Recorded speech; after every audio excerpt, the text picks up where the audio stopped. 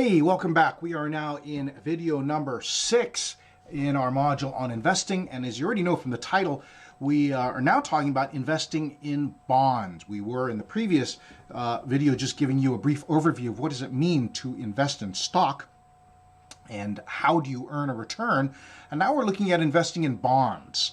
Bonds, of course, as you know from a couple of videos ago, a significantly different category of investments, even though they're sort of lumped together in our common vocabulary, stocks and bonds, right?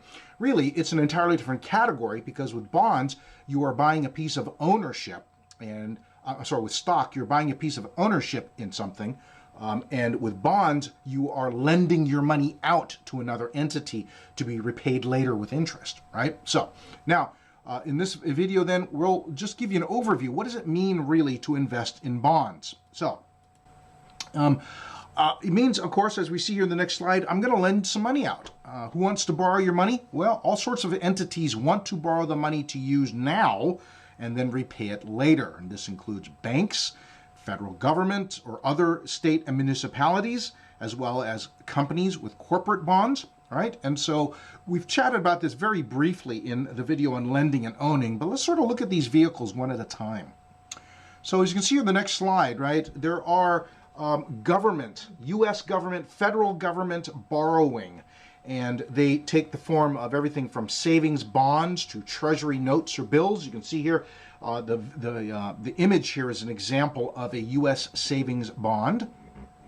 And the face value of the bond is $25, which means whoever purchased it typically bought it for far less than $25 because over time, when the bond matures, then they pay you back a full $25, right? So if you buy it, for instance, if you bought it for, say $10, well, you made $15 over time, right? And then, so you can see there are different types of vehicles, whether they're treasury notes or bonds or savings bonds, Series E or Series 1. They have different types of returns and maturity rates, right? But of course, the underlying premise here is that when you are borrowing from the U.S. federal government, well, the only way you're not going to get paid back is if what? The U.S. government goes bankrupt, which we think is a very, very improbable likelihood. And therefore, treasury notes and bonds are rated as very, very, perhaps the safest investment vehicles when you think about lending your money, right? Allowing your money to be lent out, right? So that's the first category. And then there are other government bonds.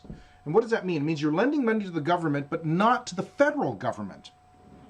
And so it might be the state of California, or it might be a local municipality like Alameda or Marin County, right? But the whole idea is that it is a government entity, just not the federal government. And many times what ends up happening is a state or a local municipality, right? They issue bonds. They sell bonds, which of course we know is they're borrowing money from us in order to do what?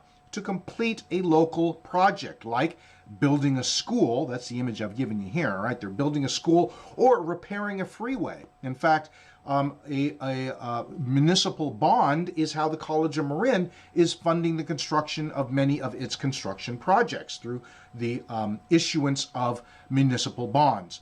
The great thing about if you are going to buy a municipal bond, in other words, you are lending your money out to the municipality, is that typically municipal bonds are exempt from federal income tax and also typically exempt from state income tax as well.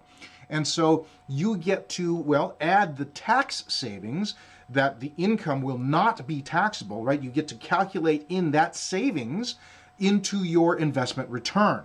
And so that is traditionally been, municipal bonds has been a way to, especially with retirement portfolios, to diversify a part of the investment portfolio and protect it from future income tax. So something to keep in mind, as opposed to federal bonds, municipal bonds are typically exempt, sometimes double exempt from both federal and state income tax implications.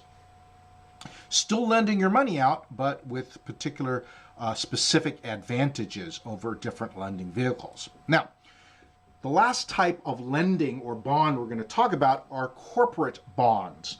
And corporate bonds, of course, you're borrowing from, you're lending money to an entity other than the federal government, which means pretty much by definition, it is inherently more risky to lend to a corporation, even a very large, healthy corporation, than it is to the federal government. Because remember, bonds are typically, have maturity dates that go into many years, not simply over the period of 1 year, right? And so you see here, this example image I've given you is the McDonald's Corporation, which is looking to borrow money by selling bonds. And if you were to purchase this bond from McDonald's Corporation, when it eventually matures, whether that's in 10 years, 20 or 30 years, they would pay you back, in this example, $1,000, right? And so now here's the deal. Some bonds are safer than others, right? Because the underlying corporation that's borrowing the money, some of them are more financially stable than others, right? Think about this. If 20 years ago you had the option of buying a bond from the McDonald's Corporation versus buying a bond from Radio Shack, well, some of you are so young in this class, you don't even remember there was a company that used to be called Radio Shack, right?